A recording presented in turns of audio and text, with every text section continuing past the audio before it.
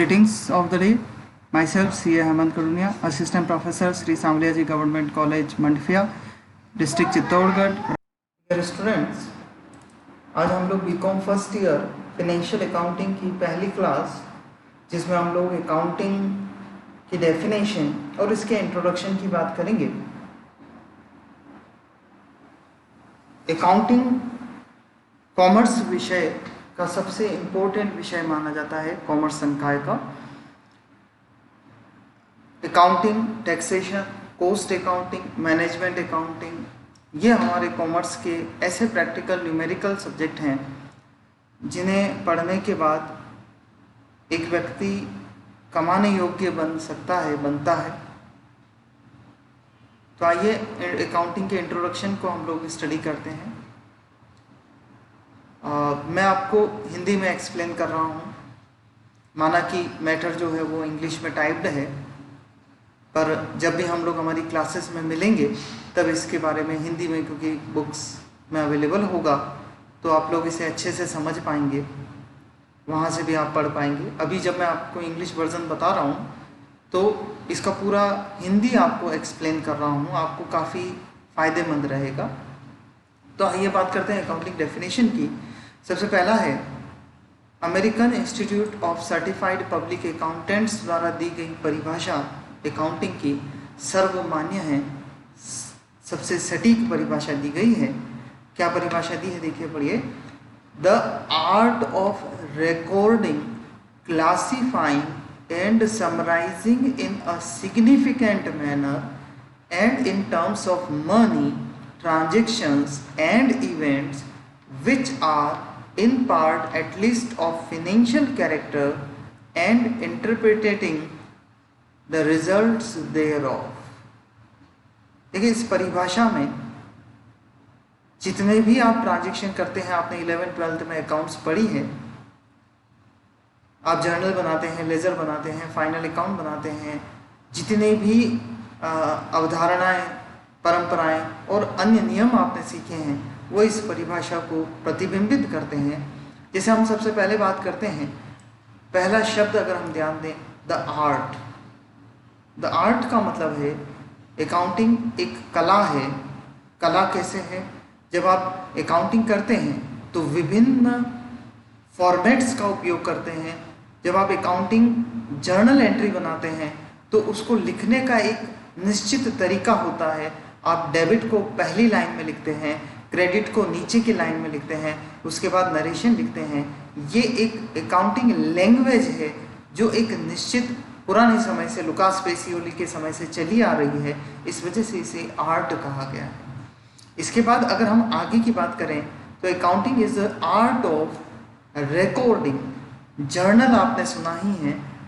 सर्वप्रथम प्रत्येक बिजनेसमैन को, प्रत्येक सर्विस प्रोवाइडर को अपने व्यवहारों को, अपने व्यावहारिक लेन देनों को अपनी पहली किसी पुस्तक में लिखना होता है. एक समय आधार पर उसे नोट करता है. उस नोटबुक को जर्नल कहते हैं, रिकॉर्ड कर किया जाता है. ठीक है.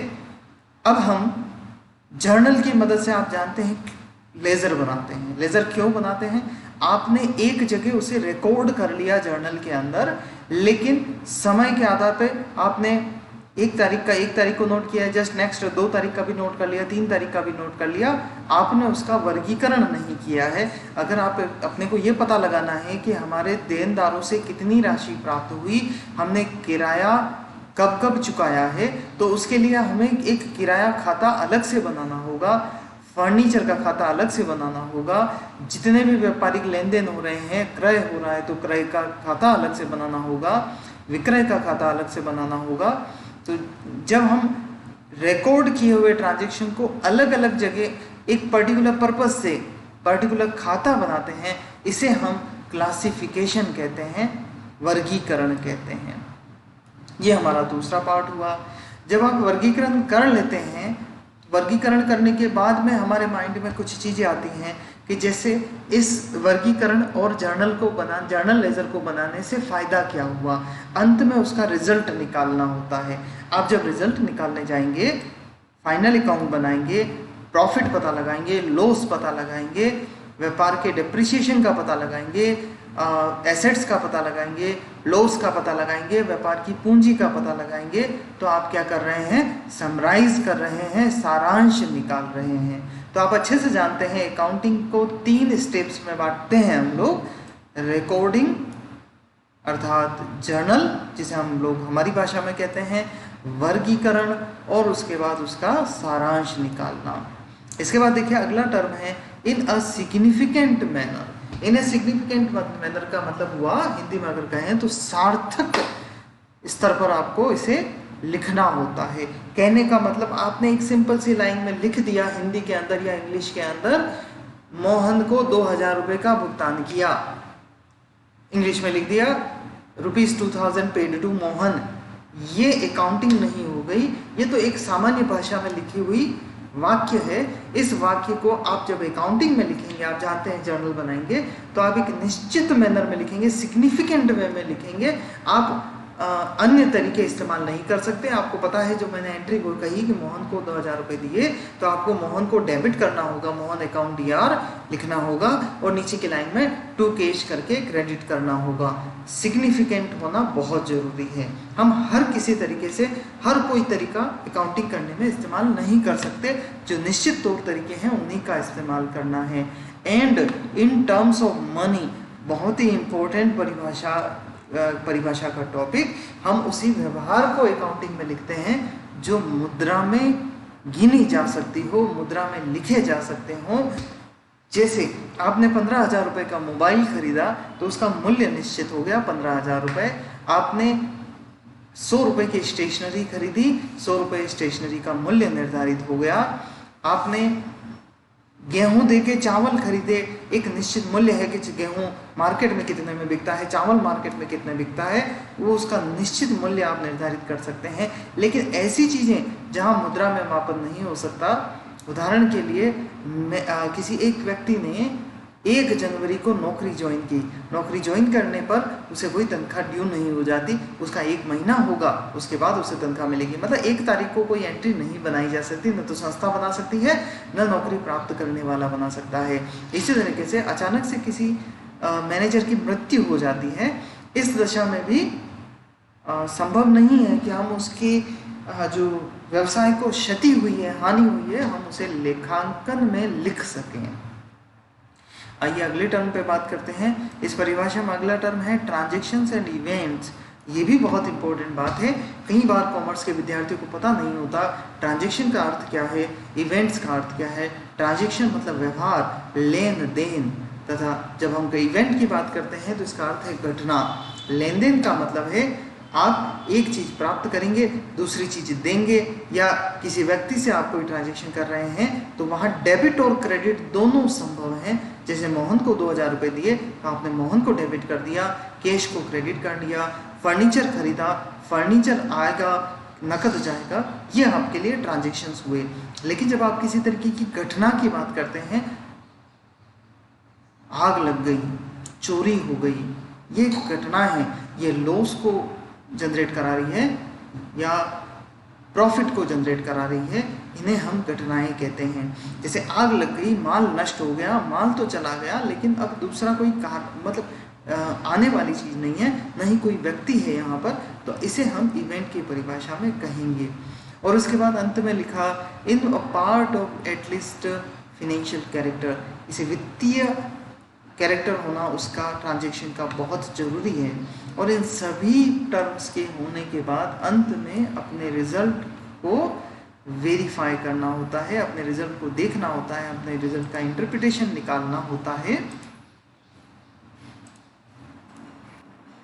तो अकाउंटिंग के एट्रीब्यूट्स की बात करते हैं, अकाउंटिंग की विशेषताओं की बात करते हैं कि अकाउंटिंग में जब आप लेखा करते हैं तो उसमें क्या क्या चीज़ें होनी चाहिए, क्या क्या चीज़ें होती हैं।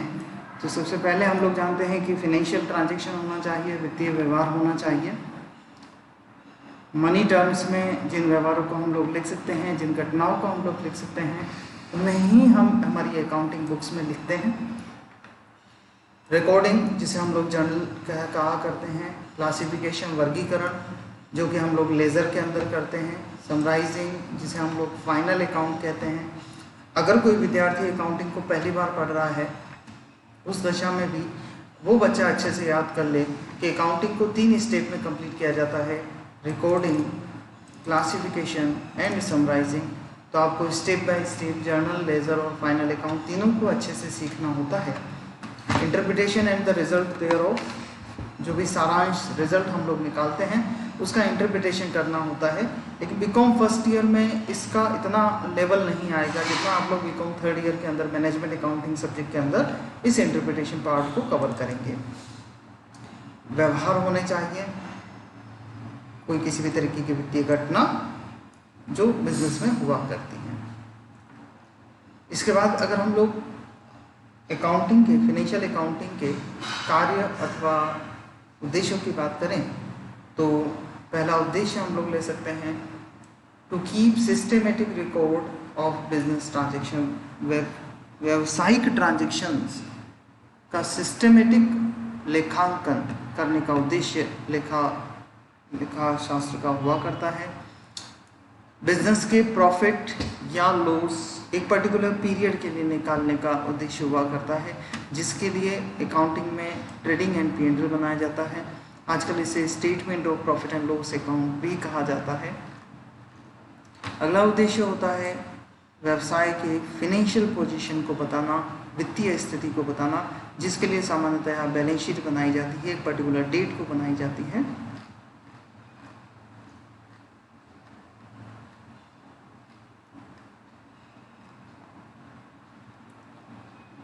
इसके बाद अगर हम लोग ये देखें, इस टॉपिक को हम लोग छोड़ देते हैं, अभी यहाँ पे बात करते हैं। अकाउंटिंग की 3 ब्रांचेस बताई गई हैं। पहली फाइनेंशियल अकाउंटिंग, दूसरी कॉस्ट अकाउंटिंग एंड तीसरी मैनेजमेंट अकाउंटिंग। वित्तीय लेखांकन, लागत लेखांकन, प्रबंध लेखांकन।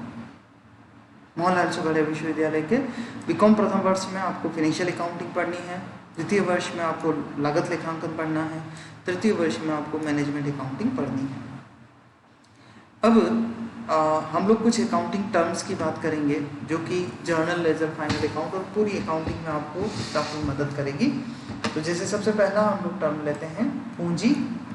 पूंजी का मतलब है एक व्यवसायी द्वारा व्यवसाय में लगाई गई राशि, विनियोग की गई राशि।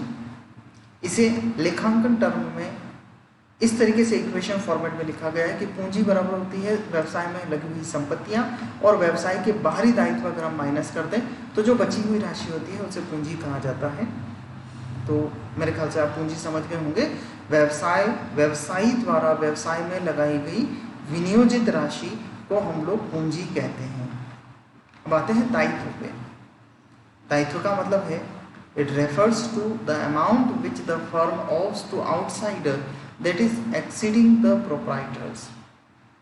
पूंजी के अतिरिक्त जो अन्य बाहरी व्यक्तियों को जो दायित्व चुकाने योग्य राशि होती है उसे हम लोग दायित्व के परिभाषा में शामिल करते हैं। ये दायित्व 2 तरीके के होते हैं, लॉन्ग टर्म और शॉर्ट टर्म। शॉर्ट टर्म को हम करंट लायबिलिटी कहा करते हैं।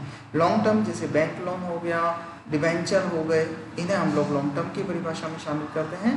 और चालू दायित्व जो लगभग 1 वित्तीय वर्ष के अंदर अंदर जिनका कन्वर्जन हो जाएगा, कैश में पेमेंट हो जाएगा, जैसे बिल्स पेबल, क्रेडिटर्स एटसेट्रा। अगली परिभाषा हमारे पास है संपत्ति की।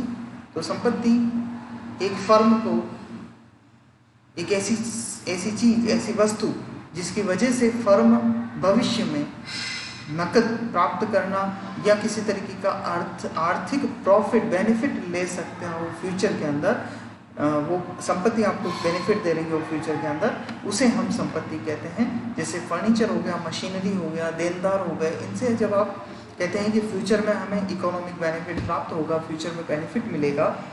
फर्नीचर नेचुरल सी बात है, आप आने वाले साल, 2 साल, 10 साल तक आप उस फर्नीचर का इस्तेमाल करेंगे। मशीनरी भी आपको कहीं ना कहीं प्रोडक्शन में उपयोग करेगी, आपका प्रोडक्शन बढ़ाएगी।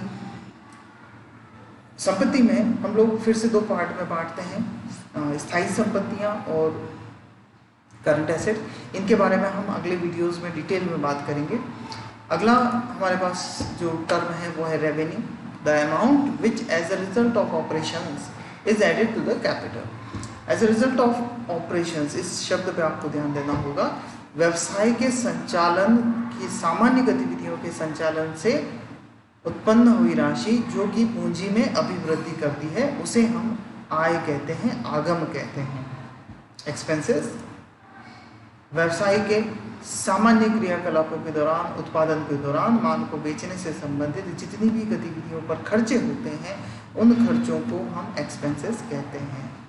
परचेज सामान्य भाषा में जब आप माल खरीदते हैं उसे परचेज कहते हैं। जब आप माल बेचते हैं आप उसे सेल्स कहते हैं। इसमें माल का बाहर जाना अनिवार्य होता है, आवागमन होता है। माल स्टॉक, इस स्टॉक में बचा हुआ माल एक पर्टिकुलर डेट को शामिल होता है। स्टॉक में आप ब्रांच में जो स्टॉक होता है उसे भी शामिल करते हैं। आपके दूसरे डिपार्टमेंट्स में जो माल रखा हुआ है, अपनी कंपनी के 2-3 डिपार्टमेंट है, किसी पर्टिकुलर डिपार्टमेंट में, सभी डिपार्टमेंट में जो भी माल पड़ा हुआ है उसे स्टॉक की परिभाषा में शामिल किया जाएगा। स्टॉक 3 प्रकार का होता है।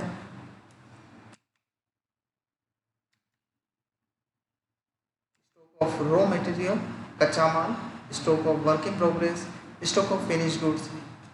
कच्चा माल, अर्धनिर्मित माल और निर्मित माल। कच्चा माल, माल के उत्पादन से पहले की जो कच्ची सामग्री खरीदी जाती है उत्पादन के दौरान, उसे हम कच्चा माल कहते हैं।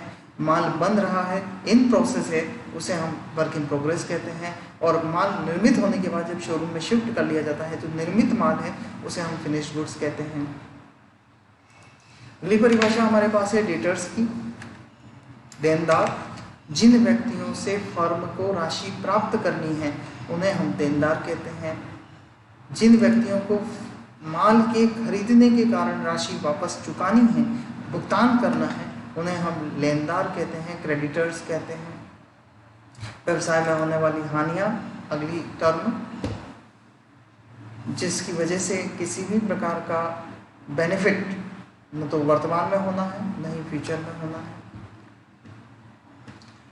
अगला नंबर है डिस्काउंट का बट्टा। बट्टा 2 तरीके का पाया जाता है, trade discount and cash discount. माल के खरीदते और बेचते समय जो डिस्काउंट दिया जाता है उसे हम व्यापारिक बट्टा कहते हैं, ट्रेड डिस्काउंट कहते हैं। माल, माफ कीजिएगा, नकद लेन देन के समय ग्राहक से प्राप्त भुगतान या लेनदार को भुगतान करते समय जो डिस्काउंट दिया जाता है उसे हम कैश डिस्काउंट कहते हैं। इनके अंतर के बारे में हम लोग आने वाले वीडियोस में डिटेल में और डिस्कस करेंगे। आज के लिए इतना ही। Thank you.